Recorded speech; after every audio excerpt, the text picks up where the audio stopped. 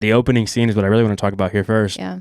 I mean, it's literally the textbook perfect opening scene. When you watch a film, study class about how to tell a movie or how to write a story, that opening scene is literally exactly what they tell you. Like straight up, perfectly executed.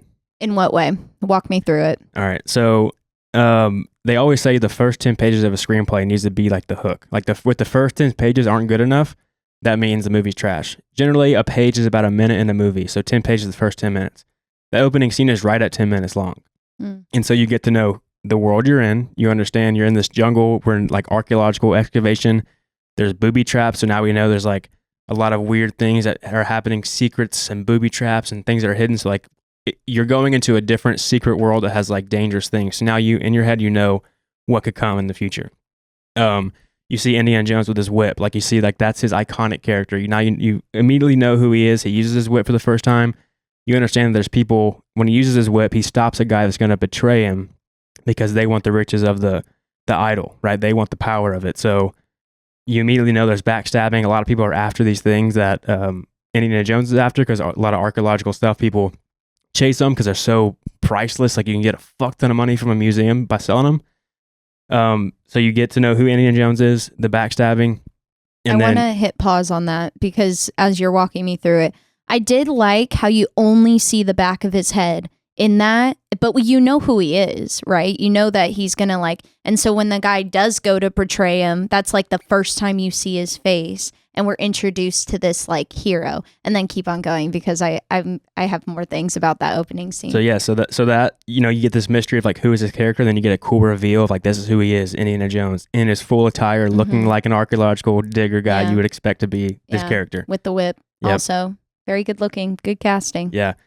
You get to see his wits immediately because you see him fill that sandbag up with something because he's planning, he knows how this stuff works. So he's a genius in like this world.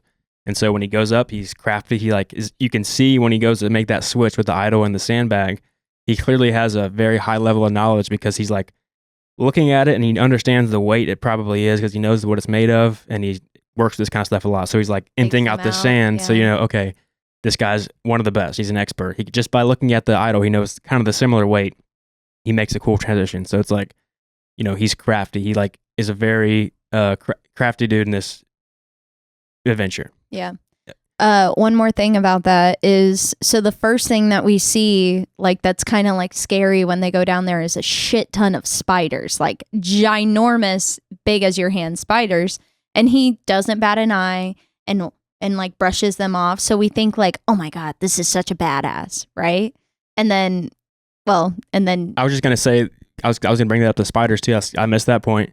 Again, you see him with spiders, so you know that he's not scared of things. He's like a guy that's used to this world. There's a lot of spider webs, stuff like that. People are like, don't go near, it's dangerous.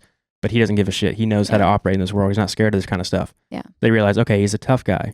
And then I think you're about to bring up the snake at the end. The snake, yeah, when he gets into the plane, it's almost like, well, he's kind of, at the end of that opening scene, he's disappointed because the idol gets taken from him and all that. So it's almost like you build up to this character, and then we have this like downfall a little bit. He gets into the plane and he's like, I hate snakes. And so it's almost like not making him relatable, but also reminding us that he's like a human, and he's still afraid of things. It's almost maybe like bringing him down like a peg to make him more relatable and make you want to like root from him a little bit more. Because everything you've seen, he's done it perfectly. And then now you see, not perfectly, but he's kind of been able to take care of himself the whole way. And then you finally see him scared with the snake at the end. So now he's got one weakness. He doesn't like snakes. Like that's his one thing. So now you got like you're saying, relatable part of his character. Yeah.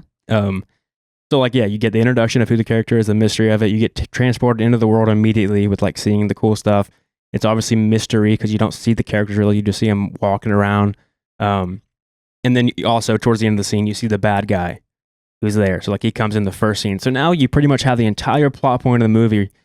Not really. The next scene really dives into the story of what the movie's going to be about, but now you are set in the world of who Indiana Jones is. So it's like just the perfect opening scene of a movie.